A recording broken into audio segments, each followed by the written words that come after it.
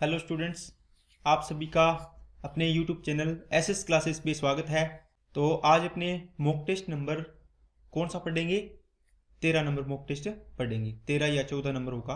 वैसे अपने क्या पढ़ रहे हैं, 1 फरवरी 2023 को पेपर हुआ था, उसकी 4th शिफ्ट का पेपर अपने पढ़ रहे हैं। पहले के 3 पेपर आपको मैंने करवा दिए, सारे के सारे 20 क्वेश्चन आते हैं, 20 की 20 आपको करवा दिए।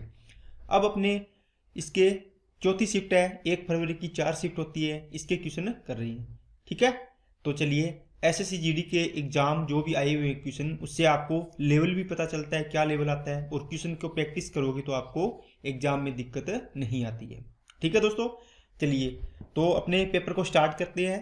तो पेपर को स्टार्ट करने से पहले दोस्तों, जो भी चैनल पे नए हैं वो चैनल को सब्सक्राइब कर लें और बेल आइकन पे क्लिक जरूर कर लें, जिससे वीडियो की नोटिफिकेशन समय पर मिलती रहे।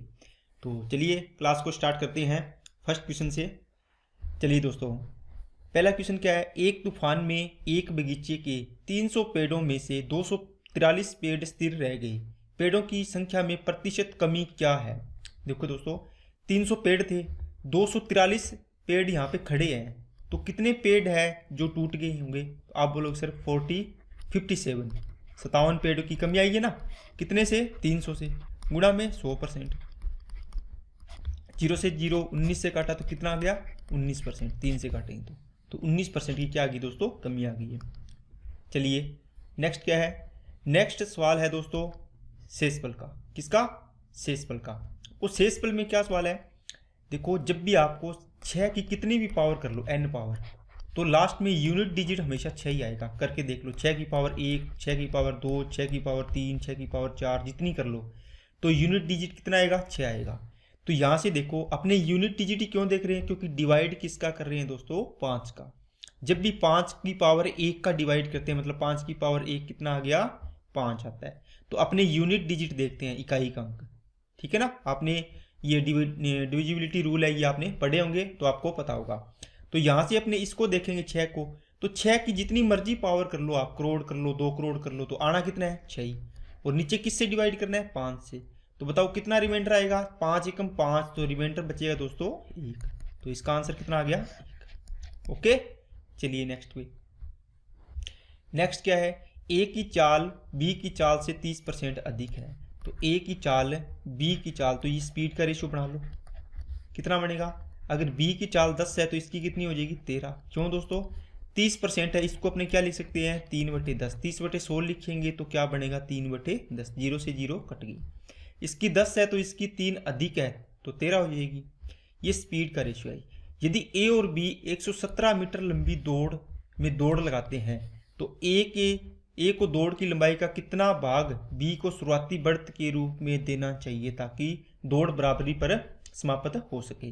दोस्तों जैसे ये यहाँ से ए और बी भागना स्टार्ट करना है, ठीक है, ए और बी, तो ये कह रहा है कि बी की चाल ज़्यादा है, तो बी कहेगा चल बी को, ए कहेगा बी को कि तू आगे खड़ जा।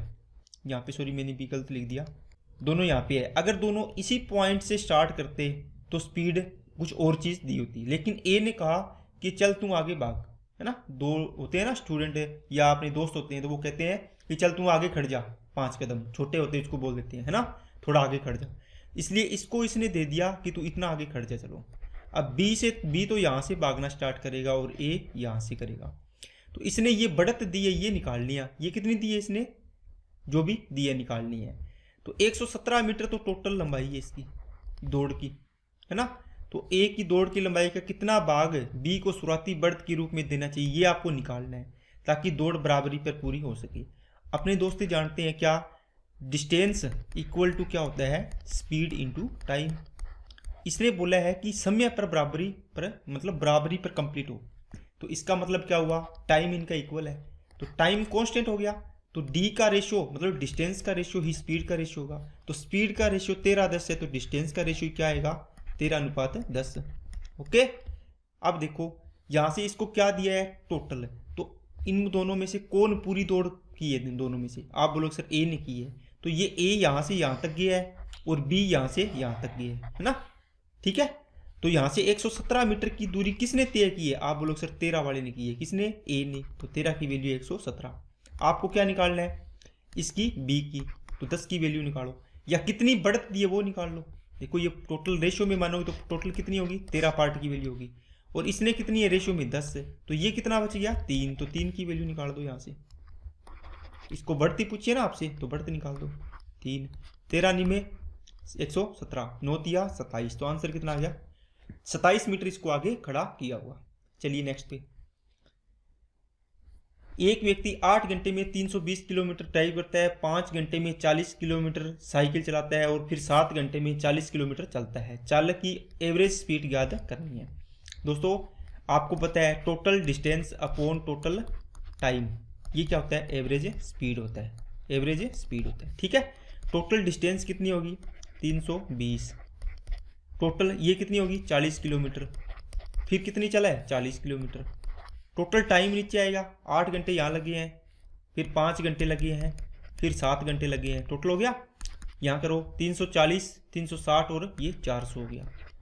नीचे क्या 8 5 13 और 7 20, 20 से इसको काटा तो कितना आ जाएगा 20 किलोमीटर पर आवर इसकी स्पीड आ गई है। चलिए दोस्तों नेक्स्ट में, एक दुकानदार अपने माल को क्रय मूल्य पर 10% की हानि पर बेचता है लेकिन 30% कम वजन तोलता है। दोस्तों जब भी आपको ये क्वेश्चन मैंने बताया CP SP लिखना है, यहाँ से मान लो 100 रुपये इसका क्रय मूल्य था, 100 रुपये क्रय मूल्य था, 10% की हानि पर कितने में बेचेगा 90 में। नीचे हमेशा क्या आता है वस्तु या क्वांटिटी आता है, जो भी वजन हो भार हो या क्वांटिटी हो। 30% कम वजन तोलता है, इसका मतलब 100 ग्राम चीज लाया होगा तो कितनी तोलता होगा 70। ठीक है, अपने रेशियो में लेके चलो, 30% कम का मतलब 100 थी तो अब कितनी तोल रहा है 30 कम तोल रहा है तो कितनी तोलेगा 70। 1000 लेना तो 1000 ले लो 700 आ जाएगा, बात सेम ही है। मान लो 100 ग्राम इसने तोलनी थी, ये कितनी तोलेगा 70 ग्राम, 30% कम तोलेगा। यहाँ से इसको काटो, रेशियो बना लो, ये 0 से 0 कट गया, 7 अनुपात कितना आ गया 9, तो 2 का लाभ कमा रहा है कितने पर 7 पर, गुणा में 100, 1/7 कितना होता है 14 से 2/7 हो, 2/7 कितना आ जाएगा 28 से 4/7% का क्या कमा रहा है प्रॉफिट। ओके, वैसे तो ये बोल रहा था कि 10% हानि पर बेच रहा हूँ लेकिन प्रॉफिट कमा रहा है इतना, देखो रियलिटी में। चलिए नेक्स्ट पे, 2 वर्ष पहले एक शहर की जनसंख्या 66,000 थी, पहले वर्ष में 5% की वृद्धि तो 105/100, दूसरे वर्ष में 5% की कमी तो कितना आएगा 95/100। ठीक है, 3 0 से 1 और 2 3 कट गई, 5 से काटा 19, 5 से काटा 2, 2 से इसको काटो कितना आएगा 3 33। अब देखो इनके यूनिट डिजिट देखो सेम है ना, तो अपने गुणा करना पड़ेगा, गुणा कर लेते हैं। देखो कितना है 66,000, तो ये कितना है 68, ये तो आ नहीं सकता क्योंकि 5% वृद्धि और 5% कमी हुई है, इसका मतलब ओवरऑल कितनी हुई है 5 5 25% की क्या हुई है कमी हुई है। समझ में आ गई ना बात, 0.25 की कमी होगी। ठीक है, तो ये इससे ज़्यादा नहीं आ सकता, तो 33 5 इसको कर लो चलो गुणा, 19 तिये 57, 19 तिया 57, 7 12 627, फिर 105 से गुणा कर लो तो कितना आ जाएगा 5 7 35, तो ये आ गया 5 7 35, 3 5 दूनी 10 और 3 13, 5 6 30 और 1 31, ये 7 0 0 0 आ गया, ये कितना आ गया 627, यहाँ से 5 3 35 आ रहा है लास्ट में, कौन सा है ये रहा ऑप्शन। ओके, इतना आप टाइम बचा सकते हो। चलिए नेक्स्ट पे, नेक्स्ट क्या है 15% और 25% की 2 क्रमिक छूट के बराबर एकल छूट ज्ञात कीजिए। दोस्तों x + y - xy/100 ये फॉर्मूला होता है अपने एकल छूट निकालने का। ठीक है, ये प्रतिशत में आ जाता है, तो यहाँ से 15 और 25 कितना हो गया 40 हो जाएगा। ठीक है, ये लिखने की जरूरत नहीं है। माइनस कितना होगा 15 25 को गुणा करो, 15 दूना 30, 15 5 75, तो 375, और नीचे क्या आएगा 100, तो 3.75। यहाँ से घटाओ, 40 में से 3 पॉइंट समथिंग है तो 40 में से पूरा 4 घटा लो तो कितना आएगा 36, और ये 0.75 और घटाना है कितना बच जाएगा, कितना आएगा 36.25%। ओके, ये इसकी छूट के बराबर आ गया है। चलिए नेक्स्ट पे, एक डीलर सभी गुडियों पर 20% की छूट प्रदान करता है, टोटल गुडियों पर। वह उन ग्राहकों को कम हुई कीमत पर 5% अतिरिक्त छूट प्रदान करता है जो नगद भुगतान करते हैं। दोस्तों एक आपके पास इसने बोला है कि सभी गुडियों पर 20%, ये 20% का इसने छूट तो हमेशा सभी को दी है। ओके, लेकिन इसने क्या किया, जिसने नगद भुगतान किया उसको 5% एक्स्ट्रा दे रहा है, ये छूट डिस्काउंट दे रही है। ठीक है ना, एक्स्ट्रा। इसके अलावा तो एक ग्राहक 1800 रुपये की कीमत वाली गुड़िया, मान लो 1800 रुपये कीमत थी, अगर ये 20% छूट देता तो कितने में, इतने में देता, इसको गुणा कर लेते। लेकिन ये कह रहा है कि ये तो नगद दे रहा है पैसे, तो 5% इनको और दे रहा है, तो इसका मतलब 95% दे रहा है, इसका भी 95% है, मतलब 5% इससे भी कम और पैसे देने पड़ेंगे। तो 2 जीरो से 2 जीरो, 1 जीरो से 1 जीरो, 5 से कटा 19, 5 से कटा 2, 2 से कटा 4। अब देखो इकाई अंक से हो सकता है क्या, 4 निम 36, 6 8 48, तो 8 आएगा, ठीक है, तो ये हो गया। ओके, चलिए नेक्स्ट पे। 500 रुपये को ABCD में इस तरह से विभाजित किया जाता है कीजिए जिससे A और B की धनराशि को मिलाकर C और D को मिलाकर मिली धनराशि के 3 गुना हो, B की धनराशि C की धनराशि की 4 गुना हो और C की धनराशि D की धनराशि की 1.5 गुना 1.5 गुना हो। देखो दोस्तों पीछे से शुरू हो, CD यहाँ से C की धनराशि D की 1.5 गुना है, इसका मतलब कितनी होगी, इसकी 2 है तो इसकी कितनी हो जाएगी, 3। इसकी 1.5 गुना है ना, तो ये 1.5 गुना कर दी। ओके, वैसे आपको 1.5 गुना को ये रेशियो बनाना हो तो 15/10, 5 दिया 15, 5 दुए 10, तो ये D की है तो इसका 1.5 गुना ये C की हो जाएगी। अब ये कहता है B की धनराशि C की धनराशि की 4 गुना है, तो B की धनराशि C की धनराशि की 4 गुना, तो 4 तिया 12 हो जाएगा। बात समझ आ गई ना। अब देखो इसके बाद अपने पास बचा है A। अभी A के लिए इसने कुछ टर्म्स दिए है, A और B की धनराशि मिलाकर, तो A प्लस B की धनराशि मिलाकर C और D की धनराशि कितनी होगी, 12 और 3 15, ठीक है, मिलाकर इसकी 3 गुनी है, कितनी है, 3 गुनी है। B और C की धनराशि को मिलाकर इसका 4 गुना है, तो 15 चौके कितना हो जाएगा, 60 हो गया। तो A प्लस B बराबर कितना हो गया, 60 हो गया। तो B की वैल्यू कितनी है, 12, तो इसकी कितनी आ जाएगी, 48। ओके, तो B के हिस्सा निकालना है, तो 500 रुपये है, ये कितने की वैल्यू होगी, 12, 60 हो गई, 60 और 63 और 2 65। ओके, और गुणा में 12 कर देंगे तो इसकी वैल्यू आ जाएगी। बाकी ये क्वेश्चन में थोड़ी सी मिस्टेक लग रही है मेरे को, यहाँ पर 2/3 हो सकता है ये शायद। ओके, वैसे आप समझ गए होंगे कि किस प्रकार आपको निकालनी है, ठीक है। तो 2/3 करके और देख लेना इसका, यहाँ पे 2/3। चलिए नेक्स्ट पे चलते हैं। एक व्यक्ति की वेतन में पहले 40% की कमी की जाती है और फिर 40% की वृद्धि की जाती है। देखो दोस्तों, जब भी 40% की कमी, जैसे मान लो X% कमी और X% वृद्धि, X% कमी हो, X% कमी, X% वृद्धि हो, है ना, तो कुछ भी हो, कमी हो पहले फिर वृद्धि हो, फिर पहले वृद्धि हो फिर कमी हो, तो इसका सेम होना परसेंटेज वैल्यू, तो आप ऐसे कर दिया करो x²/100%, तो ये इसका आंसर आएगा। तो 40 × 40/100, तो 0 से 0, 0 से 0, तो 16% क्या आ गया, कमी आ जाएगी। ओके, अगर आपको परसेंटेज वैल्यू अलग अलग है तो आप क्या करोगे, x + y + xy/100 से कर लोगे। चलिए नेक्स्ट पे, एक शंक्वाकार बर्तन के आधार की त्रिज्या, एक शंक्वाकार बर्तन है ये, कि आधार की त्रिज्या कितनी दे रखी है, 5 सेंटीमीटर। इसकी ऊंचाई कितनी दे रखी है दोस्तों, ये रफ ही बढ़ाया मैंने, 24 सेंटीमीटर। तो 5, ये 24 सेंटीमीटर इसकी ऊंचाई दे दी। ओके, बर्तन की पूरी तरह से पानी से भरा हुआ है, इस पानी को एक ऐसे बेलनाकार बर्तन में डाला जाता है, जिसका क्या दिया हुआ है, आधार की त्रिज्या दी हुई है आपको, क्या 10 सेंटीमीटर। इसकी ऊंचाई आपको ज्ञात करनी है, मतलब गहराई पूछे ना, तो इसका मतलब इसकी ऊंचाई पूछी है। इसका मतलब क्या हुआ कि इसका जो भी आयतन आएगा πr²h, और ये आयतन किसके बराबर होगा, πr²h, इसके आयतन के, ठीक है ना। जब भी आपको पानी एक दूसरे में भरना हो या मिट्टी डालनी हो दूसरे में, एक पात्र से दूसरे पात्र में, तो क्या बराबर होता है, हमेशा आयतन इक्वल होता है।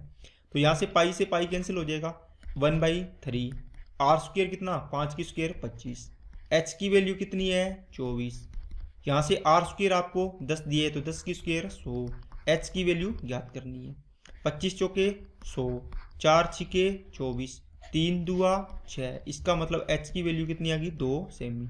ओके, तो ये आंसर आ गया। चलिए नेक्स्ट पे, P उतना कार्य कर सकता है जितना Q + R मिलके, तो P बराबर Q + R, इसका मतलब हुआ कि P/Q + R अपने रेशियो बना सकते हैं, कितना, 1/1 बन गया। ये यहाँ से कहाँ चला जाएगा, इसके भाग में, तो 1/1 में लिख सकते हैं, ठीक है। तो ये इनकी एफिशिएंसी का रेशियो है। दूसरी बात बोलता है P + Q किसी काम को मिलकर कितने घंटे में 8 घंटे 24 मिनट, इसका मतलब इसको घंटे में चेंज कर लो, 60 का डिवाइड कर देते हैं, 12 दूना 24, 12 पाँचे 60, 5 आठे 40, 40 और 2 42, तो 42/5 आवर लिख सकते हैं इसको। ओके, तो 42/5 घंटे में ये काम कर सकते हैं। आर इसे 42 घंटे में कर सकता है, आर इसे 42 घंटे में कर सकता है।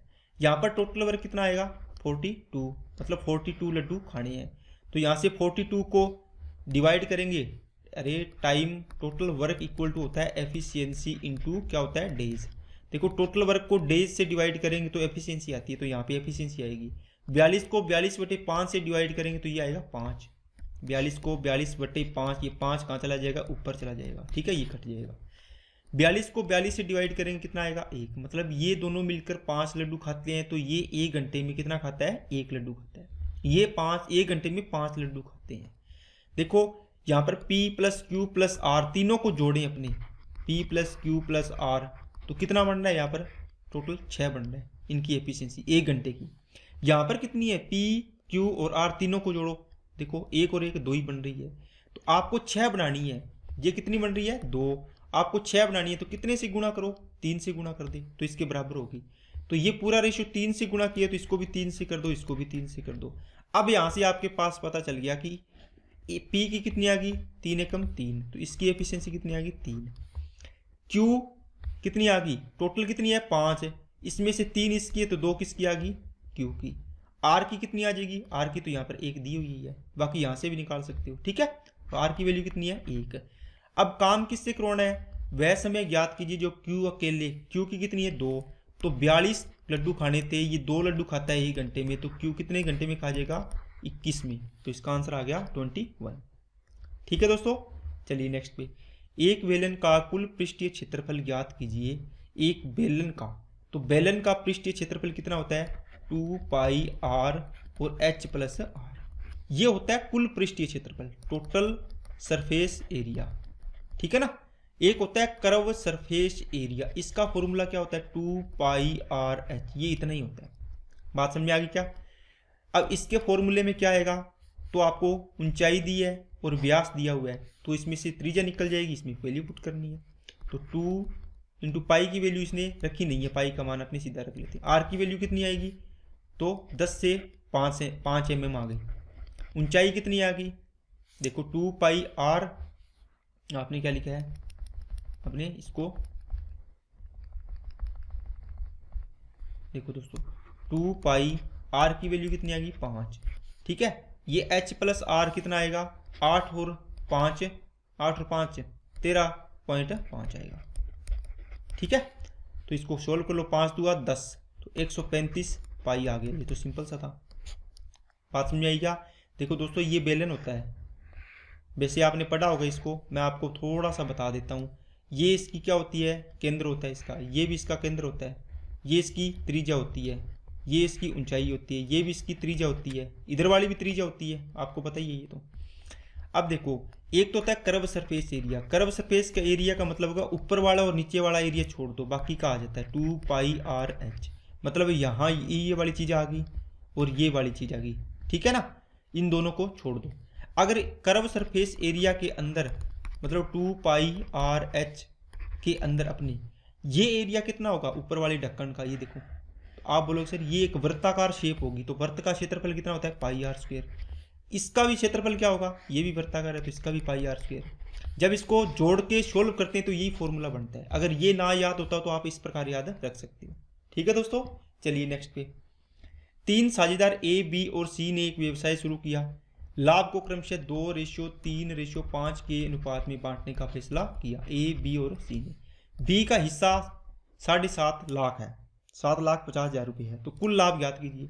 देखो दोस्तों जब भी आपको टाइम ना दिया हो इसका मतलब उसने 1 साल की बात की है ना, 1 साल की, या टाइम लिखने का जरूरत है नहीं है। इनके लाभ का रेशो दे दिया, प्रॉफिट का आपको लाभ का अनुपात दे रखा है, ठीक है। तो लाभ दे रखा कि बी का वैल्यू कितनी है 75, मतलब इसको लिख लेते हैं 7.5 लाख, तो 7.5 लाख। 3 की वैल्यू है, ये किसकी निकालनी है टोटल, 2 3 5 और 5 10, तो 10 की निकालनी है। 3 ये कितना आएगा 2.5, तो इसको गुणा करोगे तो क्या आएगा 25, तो ये कौन सा आ रहा ऑप्शन में, ये आ रहा। जीरो देखने की जरूरत ही नहीं है, ओके। चलिए नेक्स्ट पे, एक निश्चित राशि पर 5 वर्षों में 7% वार्षिक की दर से 4016 रुपये का साधारण ब्याज मिलता है। दोस्तों जब भी आपको सिंपल इंटरेस्ट अपने को निकालना हो, इसका मतलब R% इंटू टी करते हैं अपने, तो यहाँ से कितना आएगा 5 7 35% की वैल्यू कितनी आ गई 4016.25। तो आपको 100% मतलब प्रॉफिट या ये क्या निकालना है, ये प्रिंसिपल निकालना है। तो कितना आएगा 4016.25 बटे में क्या आ जाएगा 35 और गुणा में 100। ठीक है, तो 35 से इसको डिवाइड करके देख लो, 35 से कम 35 और 5 बच गया, 35 से कम 35 तो कितना बच गया 16। तो आगे क्या आएगा 6, 35 चौके 140 4, तो 11 4। ये देखो इनमें ऑप्शन देखो, इसमें और इसमें फंस गए आप। तो आपको पता है 0 0 तो आना नहीं है ना, तो यही आएगा, तो ये आंसर आएगा। क्यों? क्योंकि ये पॉइंटों में डेसिमल में जाएगा, ये पॉइंट हटेगा तो यहाँ पर 100 आएगा, तो ये तो कट जाएगा, ये डेसिमल में जाएगा, आगे पूरा पूरा इसमें चल जाएगा। तो ये 0 तो आनी नहीं है पीछे यहाँ से, तो ये आंसर हो गया। चलिए नेक्स्ट पे, प्रथम 4 प्राकृत संख्याओं के घन का औसत ज्ञात कीजिए। दोस्तों 1 की क्यूब, 2 की क्यूब, 3 की क्यूब और 4 की क्यूब, इनका पूछा आपको जो मर्जी पूछे, आपके पास एक फॉर्मूला होता है n into n plus 1 upon 2। इसका क्या होता है स्क्वायर होता है ना, इसका क्या होता है स्क्वायर होता है। तो आपको क्या करना है, आपको इसका ये होता है योग निकालने का फॉर्मूला, प्रथम n प्राकृत संख्याओं का योग निकालने का फॉर्मूला। तो यहाँ से क्या बनेगा n स्क्वायर n प्लस 1 का होल स्क्वायर बटे में क्या आएगा 2 का स्क्वायर कितना आ जाएगा 4। अब देखो ये तो योग आ गया, आपको एवरेज निकालना हो, इसका मतलब कितने नंबर है, जितनी संख्या है उसका भाग देना होता है। तो n स्क्वायर n प्लस 1 का होल स्क्वायर बटे में क्या आएगा 4 इंटू n, ये n से n कट जाएगा तो इसकी वैल्यू बन जाएगी n प्लस 1 का होल स्क्वायर बाई 4। तो ये तो योग का फॉर्मूला, इसी से आप ये निकाल सकते हो। तो यहाँ से इसका वैल्यू रख दो, n की वैल्यू कितनी है 4 इंटू n प्लस 1 मतलब 5 5 25 बटे में कितना आ गया 4, तो 4 से 4 को गया कैंसिल, तो आंसर कितना आ गया 25। ये बी आंसर आ गया। ये मैंने योग का बताया, प्रथम n प्राकृत संख्याएं, 1 की क्यूब, 2 की क्यूब, 3 की cube plus dash dash dash dash करके n की क्यूब। तो इसका फॉर्मूला होता है योग का, क्या ये योग कर रहे हैं ना, तो इसका फॉर्मूला होता है n इंटू n प्लस 1 का बाई 2, इस पूरे का होल स्क्वायर होता है। ठीक है, अब इसका एवरेज निकालेंगे तो n का डिवाइड कर देते हैं इसके अंदर। ठीक है, चलिए नेक्स्ट पे, यदि 6 पुरुष या 8 महिलाएं किसी काम को 21.5 दिनों में एक खेत की कटाई कर सकते हैं, तो 6 पुरुष या दिया हुआ, इसका मतलब इसके गुणा में ये आना है, इसके गुणा में भी ये आना है, 8 महिलाओं के, तो कट तो जाना ही है, तो बराबर हो जाएगा, इसके गुणा में रखेंगे तो यहाँ से रेशियो बनेगा इनकी एफिशिएंसी का। ये क्या है फीमेल वुमेन, तो वुमेन का तो 4:3। ठीक है, तो यहाँ से आप देखो 14 पुरुष और कितनी, तो यहाँ से टोटल वर्क कैसे निकालोगे आप, टोटल वर्क निकालने के लिए दोस्तों क्या करोगे, या तो इसको यूज कर लो या इसको कर लो। 6 महिलाएं, एक महिला कितने 4, एक महिला की एफिशिएंसी 4 है, तो 24 होगी ना एफिशिएंसी टोटल। तो अब देखो कितने दिन कर रहे हैं 21.5, इसका मतलब इसको लिख सकते हो आप 43/2। ठीक है, 2 2 4 12, तो ये आ गया टोटल वर्क 12 इंटू 43। इसको गुणा मत करो एक बार, आपको क्या करना है, ये काम करवाना है 12 इंटू 43। काम किससे करवाना है 14 पुरुष, तो एक पुरुष का कितना हो गया 14 मेल प्लस 10 फीमेल है ना, F लिख दो या W लिख दो, कितने दिनों में करेंगे। तो 14 चौके 56, 10 दिया 30 है ना, तो ये एफिशिएंसी होगी। तो कितना हो गया 86 इंटू डी, कितने दिन लगेंगे, तो 86 इंटू डी इसके बराबर कर दो, 43 गुना 86, 2 से इसको काटो 6, तो आंसर कितना आ जाएगा 6 दिन। बात समझ आ गई क्या सभी को। 192 और 480 का लघुत्तम समापवर्तक x के 100 गुना से 60 अधिक है। देखो इनका जो भी एलसीएम आएगा किसका 192 और 480 का, वो क्या होगा x का 100 गुना मतलब 100 इंटू एक्स हो गया, 100x हो गया ना, से 60 अधिक है, इसके बराबर होगा। अब इसका एलसीएम निकालना है, वो इसके बराबर रखना है, x की वैल्यू आ जाएगी।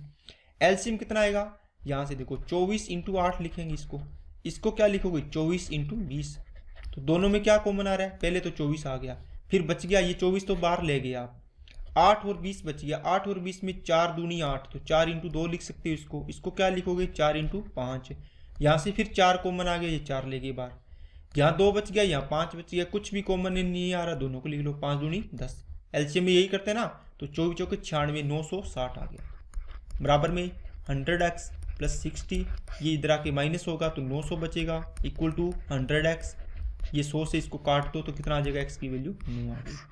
तो x की वैल्यू पूछी दी है, आ गई 9।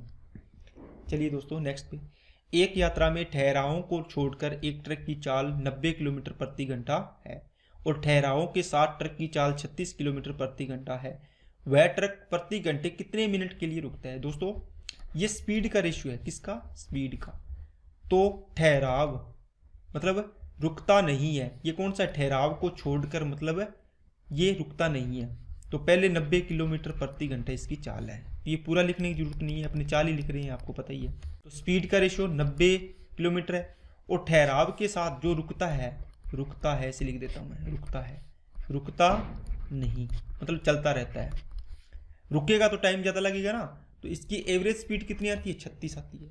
यहाँ से इसका रेशियो कितना बनेगा, आप बोलोगे सर 18 दूना 36, 18 5 90, तो ये स्पीड का रेशियो बन गया।